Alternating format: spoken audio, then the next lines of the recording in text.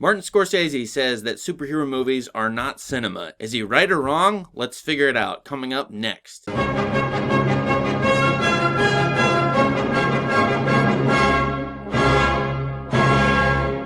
So a few months ago, Martin Scorsese made news because he said that basically superhero movies, recent ones, aren't good cinema. I want to take a shot-by-shot look at a scene, a random one from Iron Man 3. I went flipping through Iron Man 3 to find a particular kind of shot for another video, and I discovered a scene I wanted to look at bit by bit so that I can kind of critique what Scorsese is saying. Because I think the scene I'm going to show you is really well made and quite well done. It's actually pretty complex and interesting as far as the camera movements, the camera dynamics, and how those are telling the story really well in an interesting, quick, fast-paced, and fun way. I'm not an Iron Man 3 fan at all, but I have to give it to director Shane Black. In this particular scene, the job is very well done. So stick with me, I'll be in the bottom right hand corner as we analyze a scene from Iron Man 3. Let's go. Here I am in the bottom right hand corner. We're going to look at this scene that comes about 30 minutes into Iron Man 3. In this scene, Tony Stark has an intruder come to his house. It's actually not an intruder. We'll see who it is in just a second. I want you to know that this entire scene is going towards a moment where Tony Stark's house is going to be attacked by helicopters. Missiles are going to be fired at his house, exploding his house, and he's going to have to save his live-in girlfriend, Pepper Potts. So just to show you 2 minutes into this scene, right here, this is what happens. And the whole house is attacked, and there's Tony and Pepper Potts being flung back by a missile. So we're headed towards this moment. As well, Tony Stark in this scene is conflicted. He's got PTSD. He's been sitting in his house making lots of Iron Man suits. Pepper Potts is kind of fed up with him, and they're going to have a domestic spat. So this entire scene mixes together Tony's domestic duties, his relationship with Pepper, with his struggles and his trauma, and of course the general problem that he's Iron Man and he needs to save the world. So let's see how the scene proceeds. And the first thing we're going to see is 4 different shots of Tony responding to his computer system telling him that there is someone at the door. Lockdown, come on, I threatened a terrorist. Who is that? There's only so much I can do, sir, when you give the world's press. Hope you notice those 4 shots there. A lot of critics would say, well, that's too many shots, you only need 1. But I think when you have 4 shots, you show the various perspectives on Tony.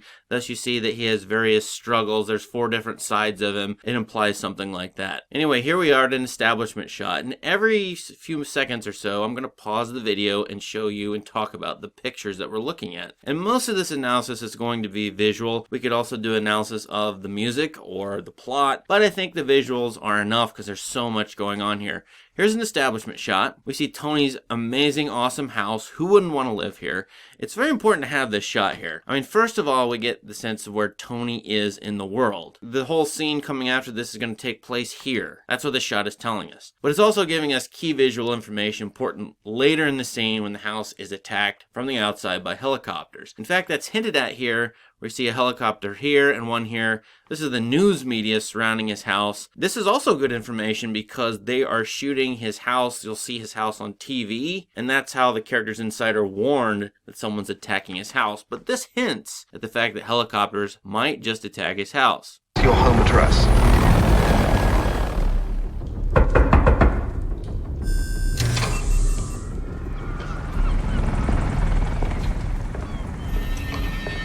Right there's fine.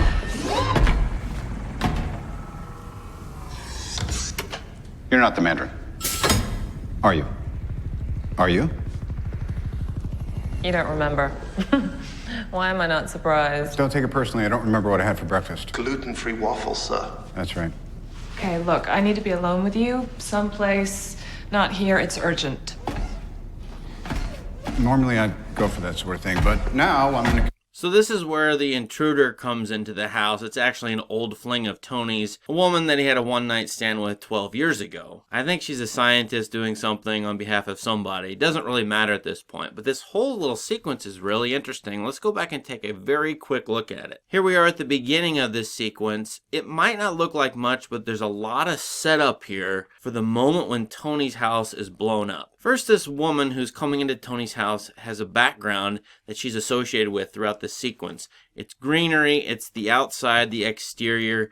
she's going to be the one to warn Tony that his house is under attack. In this little shot, she seems to be serene, interested in the outside, an outsider coming in. All those things signal to us that she could tell Tony that his house is under attack. Secondly, she's the nice, calm one here. In this background, check out the way that Tony is framed. So she goes into the house.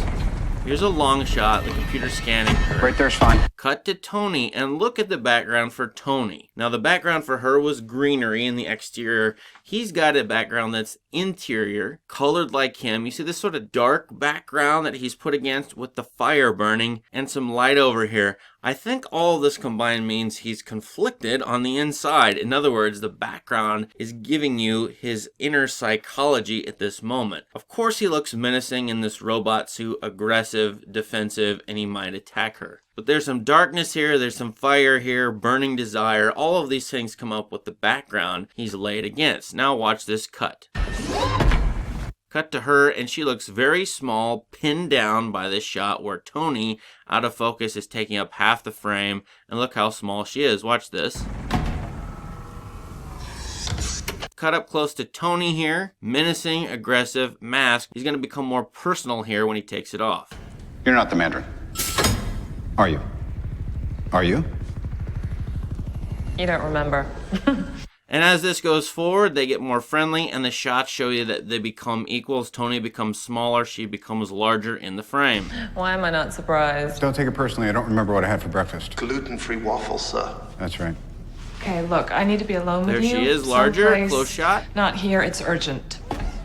And now we're going to go forward. Normally- Now we're going to go forward into the interior space, and we'll see long shots of it so we can get a sense of the layout of the whole house, because when it's blown up, we need to know what the whole house looks like, where characters are, where they're being flung to. As well, we need to have some pathos for this house being destroyed. It's really horrific that this house can be blown up, and so you kind of feel badly for Tony, feel some anger against the villain who would blow up such a great architectural space. Yeah, I'd go for that sort of thing, but now I'm in a committed relationship. Now here we have Christmas decorations. Here's a giant rabbit or bear, I don't know what this is, 4 pepper pots. It's ridiculous, over the top. Pepper is going to drop these briefcases, indicating that she wants to leave the house. She wants to get out of here because Tony's been cooped up in the house. In this little sequence, you have the faint hint of a love triangle. It's a head fake. It's not a real love triangle. It's really well done by the director because the real threat is the exterior threat to the house. The helicopter's attacking it. But it would feel like to Pepper and even to Tony that the threat is the love triangle aspect of this woman coming into the house. You'll see Pepper come between her and Tony, and then you'll see her come between Tony and Pepper in the next minute or so. It's with her. I like how the bags are dropped over Tony two-dimensionally as if Pepper is attacking him or upset at him. This little move is important because he takes off his suit. Now we know that the suit will be used to save Pepper Potts later. Now we know it's off of him and he's more personable, smaller, weaker. He's an ordinary human, obviously. Somebody there? Yeah, it's Maya Hansen. Old botanist pal. There's Pepper with the suit right on top of her. Do you know what's going to happen in 1 minute? As I just said, the suit's going to come onto her. This is actually hinting that she is going to be in that suit in just a minute. I used to know. Barely. There she is. Please don't tell. And now we cut to Tony and this woman. They're going to have a conversation, and look how close they are. As I said, this is the threat of a love triangle with this woman and Tony. Maybe they're getting back together. Maybe they're interested in each other. Pepper's not going to be happy about this. Now let's watch the next 30 seconds of this little sequence. There's a 12-year-old kid waiting in the car that I've never met. He's 13. No, I need your help. But what for? Why now? Because I read the papers, and frankly, I don't think you'll last a week. I'll be fine. I'm sorry. With Happy in the hospital, I didn't know we were expecting guests. We weren't. An old No, girlfriend. She's not. So to an ordinary moviegoer, what we just saw looks like nothing, and if you're not thinking about what's going on, you're just being entertained by this movie. There is a lot going on in the last 5 or 10 shots. It's actually really great stuff. The director here is Shane Black. I should praise this directing. Shane Black did really well, at least in this scene. Let's take a look at it and see how this works really quickly. So to go back, here we are at the start of this little sequence. No. Barely. Pepper Please don't tell me there's a 12-year-old Tony kid waiting and in this the car woman- that I've never met. He's 13. I'm going to turn down the volume so we're just paying attention to the visuals. And here we have, see how close she is to him. This looks like an ordinary over-the-shoulder shot showing us conversation. In fact, it's also giving us this key information, the television in the background. She and the TV are connected. She is going to look at the TV in about 30 seconds in movie time and warn them that the helicopters are shooting missiles because she's looking at the TV. She's also associated with the exterior of the house, as we said, and this TV is the gateway to the exterior. This shot is telling us that she and the TV are related. But what for? Why now? Because I read the papers, and frankly, I don't think you'll last the week. I'll be fine. I'm sorry. With Happy in the hospital, I didn't know we were So we're cutting back between Tony and her, but now look, here comes Pepper in between them.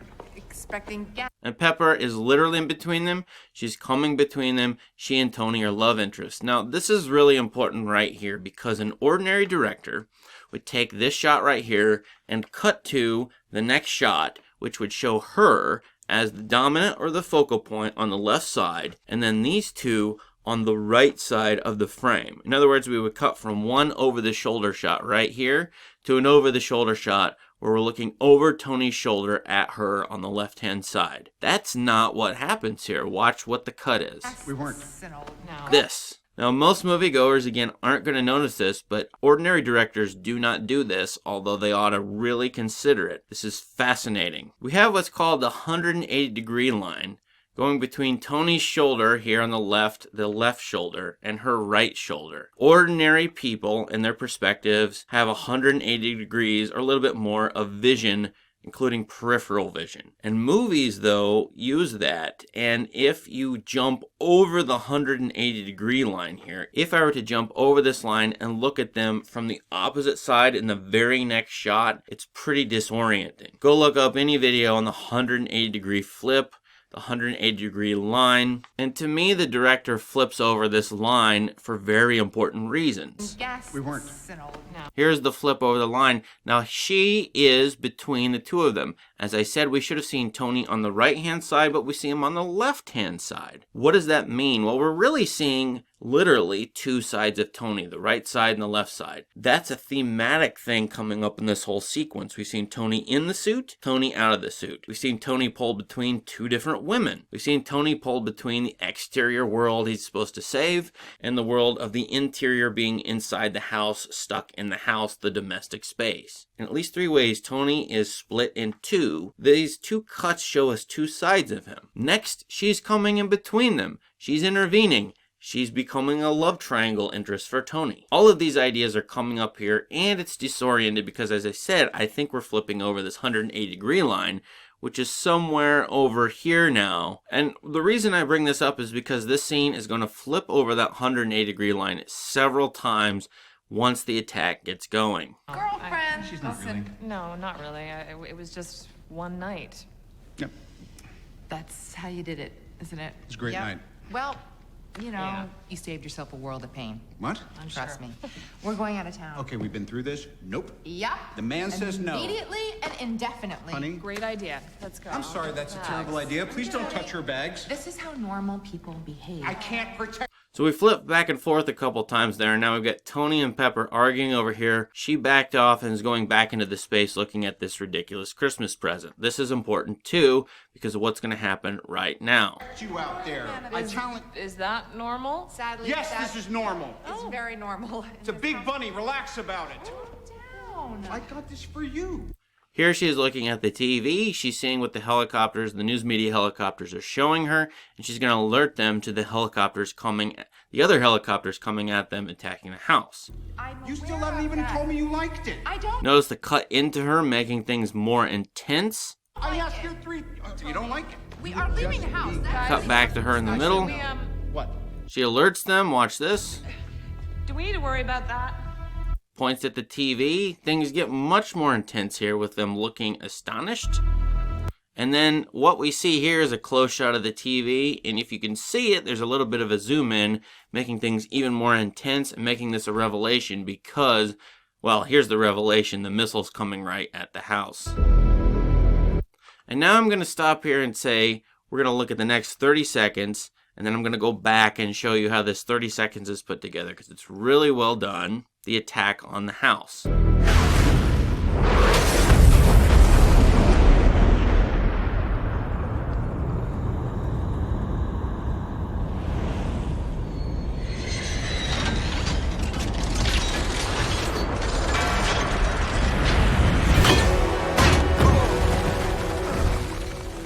Alright, so there we go. The entire scene built up to that moment, beginning with the woman coming into the house serenely and all the domestic spat stuff, but very quickly we ramp it up to the attack on the house. Let's go back and look at how this is done very quickly. So here she alerts them to the attack. Can we, What? do we need to worry about that? We cut to the exterior, seeing this missile come at the house and going to go inside it. That was a quick cut to Tony, a reaction shot. You saw that, and now you cut back to the missile from inside the house. And there it hit the house. We have this angle right here. Now we know where all the characters are. We get a long shot, and we're seeing how this house is going to be affected by the missile. Remember what I said about the 180-degree line? We're right here. The line is right here. The next shot should not jump over and have us see the other side of these characters, but that's exactly what it does. Now see this shot right here? Now we're way above them, sort of on the other side, certainly behind them and behind her left shoulder. We were down over here on the floor looking over this way, and now we're up here looking down this way. And so this 180-degree flip means that the scene is much more chaotic. It's actually adding to the chaos of the scene as things blow up in the house. Yeah, that missile explosion is enough to tell us chaos, but the cutting from one angle to the other, it's really helping the chaotic feel of this scene. Now watch this, we're going to cut back across that 180-degree line. We see Pepper on her left side. We're going to see her in the next shot on her right side. Right there. And now we're in slow motion, so we see that Tony has the presence of mind to help Pepper. Remember, they just had a domestic spat. They were at odds, but he loves her. He's going to save her. He's going to put the suit on her, as was hinted at much earlier, as I indicated. Heroic pose. Here comes the suit. And there's Tony with the heroic pose getting the mask. And just as the mask came off Tony, now the mask is going to come on her in this sequence. Thrown against the wall, several shots there. And I like this right here. This little camera roll and now to a bird's eye view, which is an ominous shot of Tony being helpless without his suit as he lays on the ground amidst rubble. This is all really well done. Let's just go forward a little bit and show you another 1 minute of this. I'm going to turn the volume down and comment on top of it. As we see Tony, we cut to the exterior of the helicopters. They zoom by the camera. We're going to cut to the interior and see the bad guy, the Mandarin. He's a terrorist. That tells us who's in the helicopter. And the next shot tells us, okay, they're loading up and arming and getting ready to shoot the house. This is one thing I actually don't love about the scene, is the amount of time it takes the bad guys to attack this house. They should have blown it away in a surprise attack immediately. They were so stupid, they fired one missile, I don't know, as a warning, and now they're going to fire all their missiles, except they've given Tony enough time to get out of there and rescue everybody. This is sort of a silly cliche, but nevertheless, it makes things more suspenseful. And now Tony gets up, and now he's going to get going and help everybody out. So this little sequence that I've sort of analyzed very briefly, we've just commented on a few things, but in fact, there are literally hundreds of different things going on in this sequence that make it interesting, unique, entertaining, and it ties the storyline with the themes together really, really well. I don't think that an ordinary director would have thought of this stuff. I think Shane Black did well here, and in most cases in superhero movies, the directing is competent, if not very good. Even if the superhero movie, no matter what kind of movie it is, it can be really well executed, really well done, and be an excellent work of art if directors are thoughtful in what they put in the backgrounds, how they move the cameras around, what shots they cut to and from, and if they're attentive to what the themes and the storylines are. That's exactly what happened in this sequence, and whether you love the movie or not, I think you have to respect this little sequence for the intricate execution that it adopts. Boy, this has been a great time. I love doing this. Go see my other videos if you want to see more shot-by-shot analyses.